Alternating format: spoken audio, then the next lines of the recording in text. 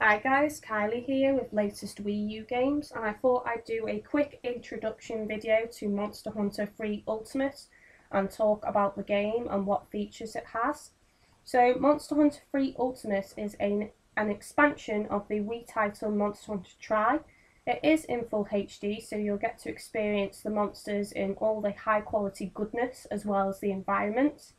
The game is to be released in March 2013, so fingers crossed it won't be pushed back because I absolutely cannot wait for this game since Monster Hunter is one of my favourite game series of all time.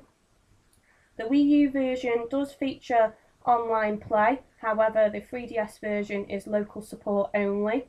The 3DS version will be able to get online though when connected to the Wii U version, so just make sure you've got a buddy to play with if you're going to get the 3DS version.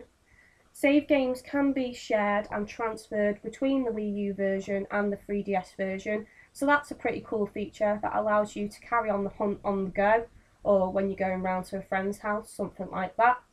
Unfortunately, people like me who imported the game in Japanese won't be able to transfer the save onto the Wii U version, so that sucks, but to be honest, I love Monster Hunter so much and I don't mind starting again because obviously I'll be at the same level as all my friends anyway, so it'll be pretty cool to play through and farm with everyone else. Now, the flagship monster of Monster Hunter 3 Ultimate is a brute wyvern called Brachydios.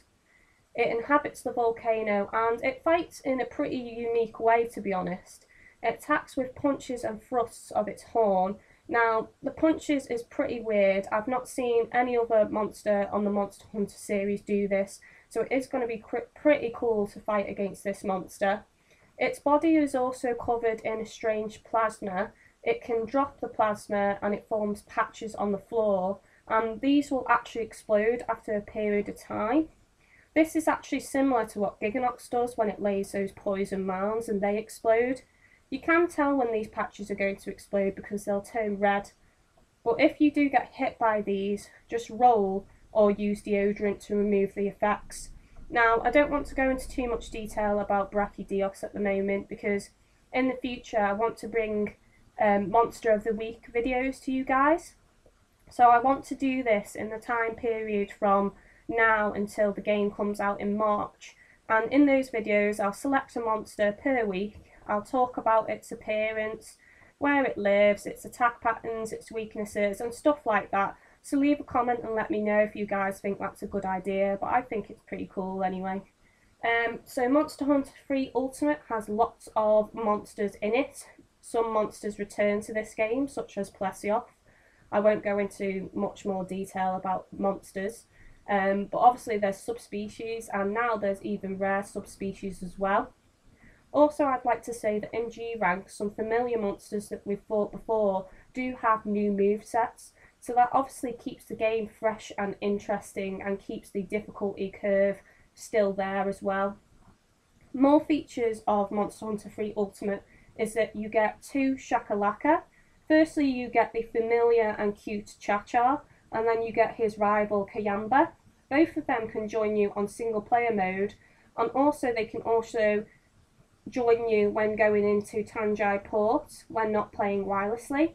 When playing online, you may take one of them with you as long as the players does not exceed 4. So really, even if you're playing on your own, you still get a sense of playing online with these guys. And I have to say that the AI have improved on this game and they've been pretty helpful with me when I've been playing on my 3DS version as well. Okay, so going on to more about the 3DS version and the Wii U version. The target lock-on feature. Now, this allows you to center the camera on a nearby large monster by tapping the monster on the bottom touchscreen, locking onto it. Once this is done, you can just hit the L shoulder button and the camera will spin onto the large monster. Now, my experiences with this feature is that it's really, really great. I cannot recommend this enough. It has helped me out so much now that I've placed this feature onto the bottom touchscreen.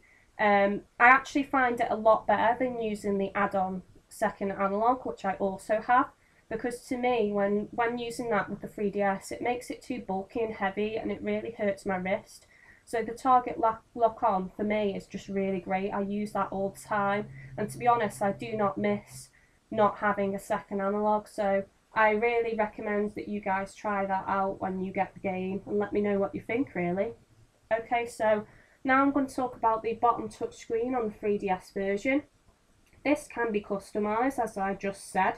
You can place things like your map, your bag and your health bar onto the bottom touchscreen. So that's pretty cool. You can access your bag easily and get to your paint bombs and your potions and stuff like that. However, the bottom touchscreen only has a limited amount of space, so you've got to be aware of what you're putting on that, to be honest. But the different things can be customised to different sizes, so it's just a case of figuring out what works best for you. So on Monster Hunter 3 Ultimate, all 12 weapon types are available. So obviously this gives you loads and loads of variety and lots of farming to do. So this is really great, to be honest. Everyone will find a weapon that works best for them with 12 different variations. So this is so great, I think.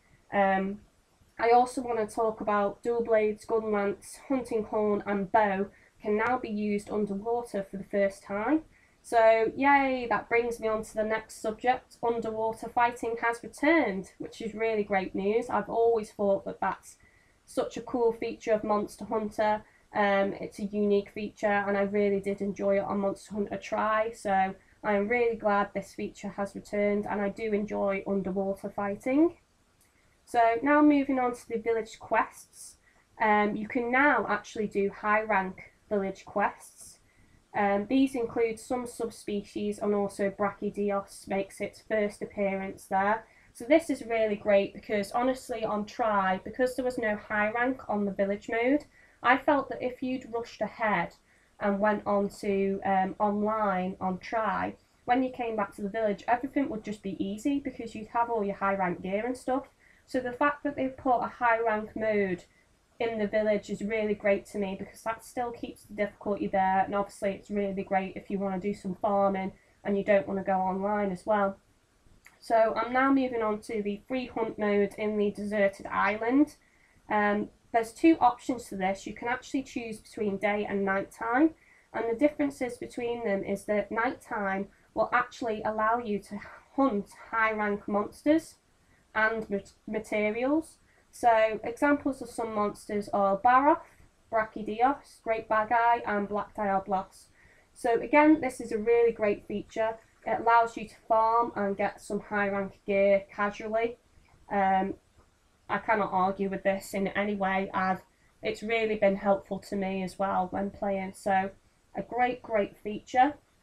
So briefly talking about the Mogai farm now, from Monster Hunter Tri.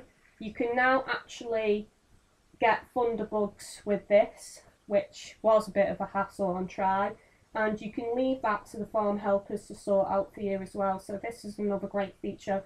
So obviously they've just picked good features from the different Monster Hunter games and kind of blended them together, and really I feel like this game is probably one of the best Monster Hunter games I've tried. Just the sheer variety of monsters and, you know, the fact that they've added high rank to the village and high rank monsters to the Mogai farm, deserted island, free hunt mode, and you know, just the farm being improved and everything, and the vast variety of weapons. It's just all really great to me, and I just really think this is going to be such an excellent game on the Wii U for everyone to play. So yeah, I've pretty much run out of things to speak about now on this video. So now I just want to talk about my feature videos. Like I said, Monster of the Week videos is something I'm planning, so let me know if you guys think that's a good idea. And also, in the near future, I will be doing a village tour video, so this will obviously be on the 3DS version, but since both versions are the same, I thought I'd just do a quick tour of the village, speak about the weapons and where you get things, and just generally show you guys around. So that's something you can look forward to in the future. So yeah, this has been Kylie with LatestWiiUGames. Don't forget to like and subscribe, and I'll see you next time, guys.